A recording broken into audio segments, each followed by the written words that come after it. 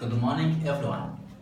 I am Gilbert. I am very happy to be with you here. I'm going to narrate a personal story, which is entitled Manners Matter Most. What a blessing day it is, guys. It was Saturday morning. We all woke up just we were in high school. The dorm was lightened. So we woke up and went for a shower, which was so cold, like it was snowing, raining.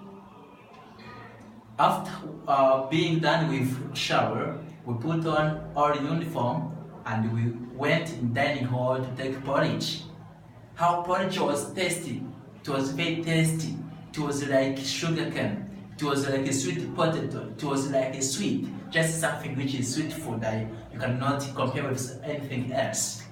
But after enjoying, immediately we were all worrying about the fact that by Monday we have been sitting exams which were not ready for them because we were starting by difficult subjects. Especially for my classmates, we entered in the classroom and started discussing their friends and classmates. How are you seeing this coming exam? That was Peter saying. He added, you know that we are recovering a year. That means if we don't succeed well in this final exam, just is a very big regret that we are having in the future times.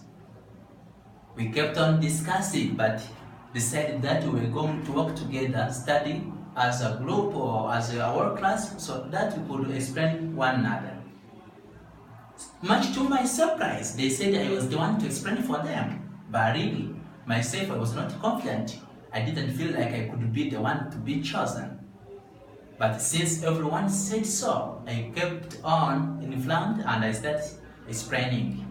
Just they asked me to explain music, geography, history, and foundation of education. But I started by music.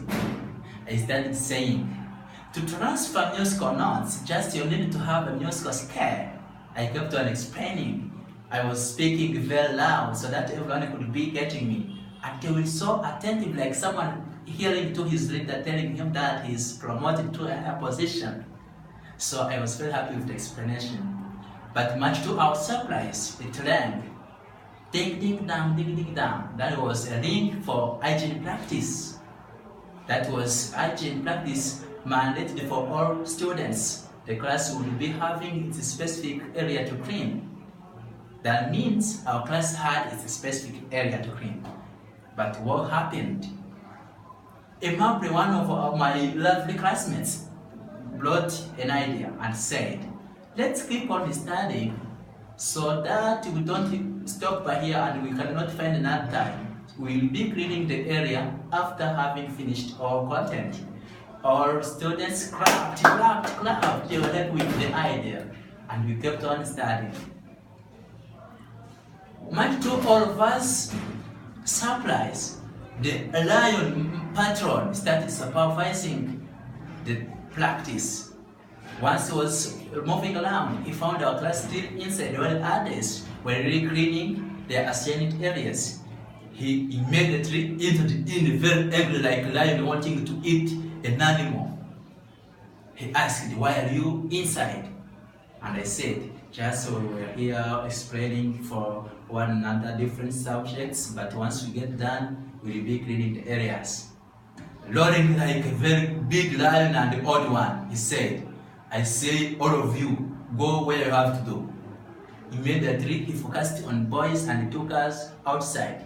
We went to clean, but reaching there before the practice was started, he asked, who wants to go back in the classroom? And I punished him by removing 2 marks on his display.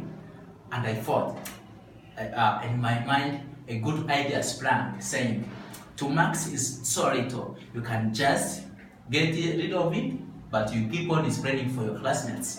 Just, I concluded like that. Saying it's me, immediately he was very angry, and he reducted the 5 marks while he said 2. But I kept on, I went on and explained. All other boys, once they could be getting done, immediately they came in class and we kept on studying. Once we were done with all subjects, we started having a conversation about what happened, and some students used to tell me, you know what? you couldn't go back to teach because the patron is going to be angry with you. But I was somehow cool. Much to my surprise and a big fear, once I met this patron, he told me, you know what, I have it for you, and once I will notify you. Just that showed me that he begrudged me, but I was not afraid much because I knew that I had no big mistake.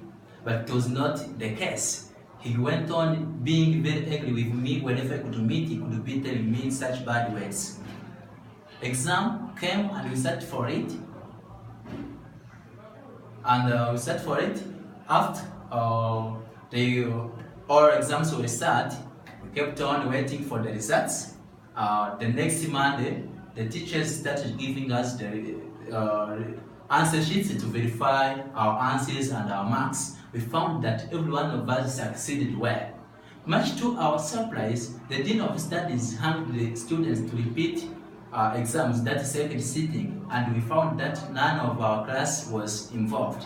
We were very happy for that, and I said the day once I was punished was very important because my punishment resulted into advantage to all my classmates. So we were so happy for that, and the patron stopped being angry with me. I don't know what happened with him because I didn't apologize because I knew I had no mistake. So I was very happy. But once we were seeing that the end of year was coming, we decided a day to meet like a class. We discussed about the going of the whole term, how the exams were set, how the study was, and we said that God had been with us. Just we praised Him, we prayed much, and wished one another a very good holiday. We hugged one another. It was a very amazing day, like being with your new friends or someone you missed for 10 years. So I took a speech and I told them, please, my dear classmates, I love you much. You know how much we've been working together and in a good collaboration. So I wish everyone to have a good holiday so that you can meet after studies. And I remind them about having good manners regardless to possible difficulties that you might be suspecting.